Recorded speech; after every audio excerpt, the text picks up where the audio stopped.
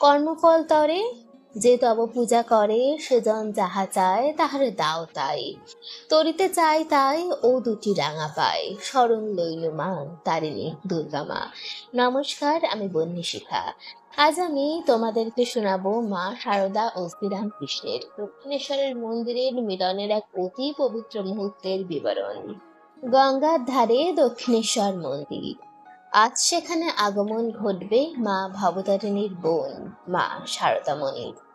বাতাসে এক অদ্ভুত সৌরভ খেলেছে, পাখির কলরবে দক্ষিণেশ্বর আজ মুখরিত। গঙ্গা নদীর ঢেউয়েরও আজ অন্যরকম আবেশ। মা গঙ্গা যেন জগৎ জননী সারদা দেবীর প্রতীক্ষা করছেন। শ্রীরামকৃষ্ণ পরম সমাধরে তাকে নিজের ঘরেই রেখেছিলেন। সরলতা ও পবিত্রতায় গড়া যে জীবন্ত প্রতিমাখানি শতবর্ষ পূর্বে দক্ষিণেশ্বরকে ধন্য করেছিলেন, তাহারই অপর নাম শ্রী সারদা দেবী। শ্রীরামকৃষ্ণের সকল সাধনার ফল তাহারই চরণতলে অর্পণ করেছিল।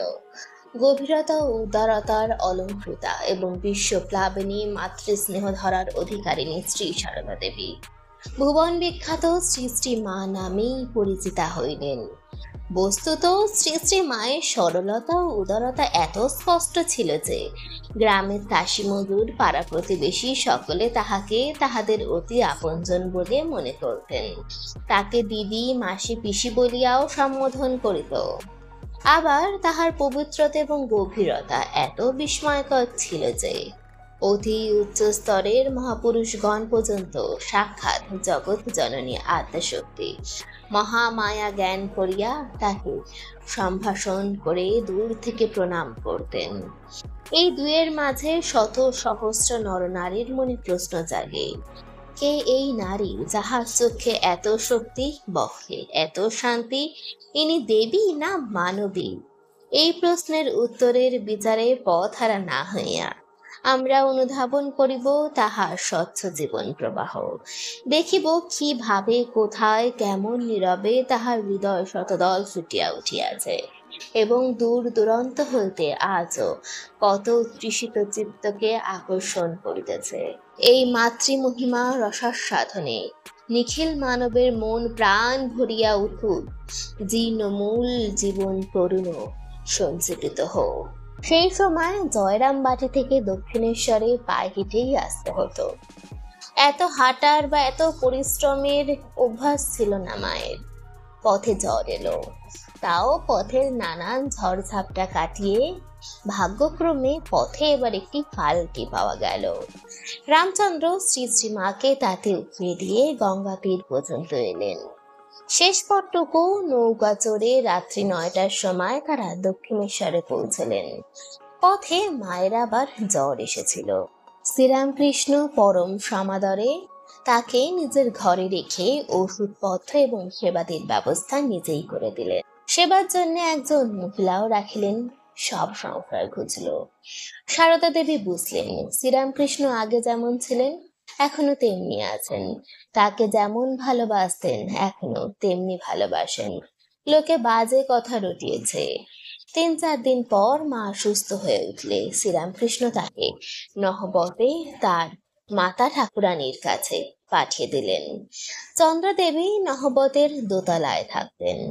শ্রীশ্রীমা নিচের তলায় খুব ছোট্ট ঘরটিতে বাস করতে লাগলেন। ঘরটির চারিদিকে সরু বারান্দা দরমা দিয়ে ঘেরা হলো। দরজাটি খুব ছোট। ঢোকার সময় প্রথম প্রথম মায়ের মাথা ও চৌকাঠে ঢুকে যেত। 2-1 দিন কেটেও গেছে। মা বলেছেন পরে অভ্যাস হয়ে গিয়েছিল। দরজার কাছে এলে মাথা আপনি নুয়ে আসত। এই খাঁচার মতো ঘরে বাস করে বছরের পর বছর তিনি শ্রীরামকৃষ্ণের সেবা করে গেছেন। একজন ভক্ত দেখে বলেছিলেন, এ যে আমাদের সীতা দেবীর বনবাস গো।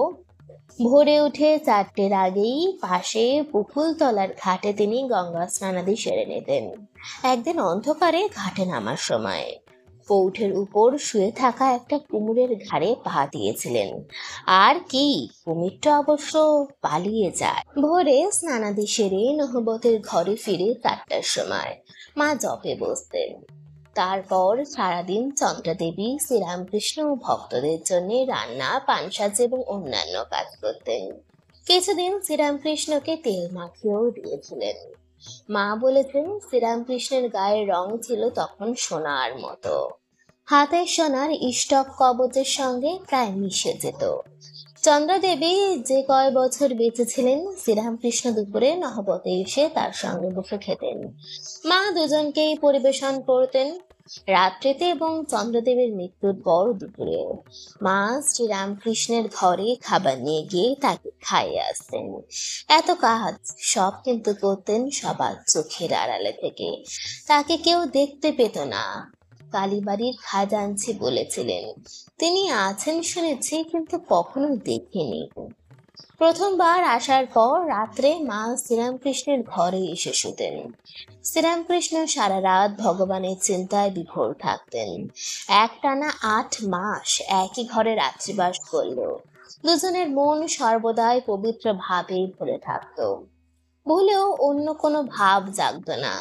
শ্রীরামকৃষ্ণ সব স্ত্রীলোককেই মা বলে ডাকতেন। সারদা দেবীর ভেতর তো সর্বক্ষণ মা কালীকে দেখতে পেতেন, কাজেই অন্য ভাব জাগবে কি করে। একদিন রাত্রে শ্রীরামকৃষ্ণের পদসেবা করতে করতে শ্রী শ্রী মা তাকে জিজ্ঞাসা করলেন, আমাকে তোমার কি বলে মনে হয়? শ্রীরামকৃষ্ণ তৎক্ষণাৎ বলেছিলেন যে কালী মন্দিরে আছেন, তিনি আর এক রূপে আমার জননী চন্দ্রাদেবী হয়ে এখন নহবতে বাস করছেন। তিনি এখন আবার পদসেবা করছেন। সত্যি সত্যি তোমাকে সর্বক্ষণ মা কালী বলেই দেখতে পাই। ঠাকুর তো জানতেন তিনি আসলে কে। ঠাকুর আর একবার ভক্তদেরকে বলেছিলেন, ও সারদা সরস্বতী, ও সাজতে ভালোবাসে। আজ তাহলে এ পর্যন্তই তাহাক ঠাকুর আর মার গল্প। ঠাকুরমা আর স্বামীজির কৃপায় তোমরা সবাই খুব ভালো থাকো, সবাই সুস্থ থাকো। আবার পরের পর্বে তোমাদের সঙ্গে দেখা হবে। মা শারদার অন্তর্ধ্বনি এই চ্যানেলটিতে আমরা সবাই একসাথে পথ চলছি, ঠাকুরমা আর স্বামীজিকে নিয়ে। আশা করব এই পথ চলায় তোমরা সঙ্গের সঙ্গী হবে। আমাদের সঙ্গীদেরকে বাড়ানোর জন্য অবশ্যই ভিডিওটিকে বেশি করে শেয়ার করো। ওম শ্রী মাত্রে নমঃ।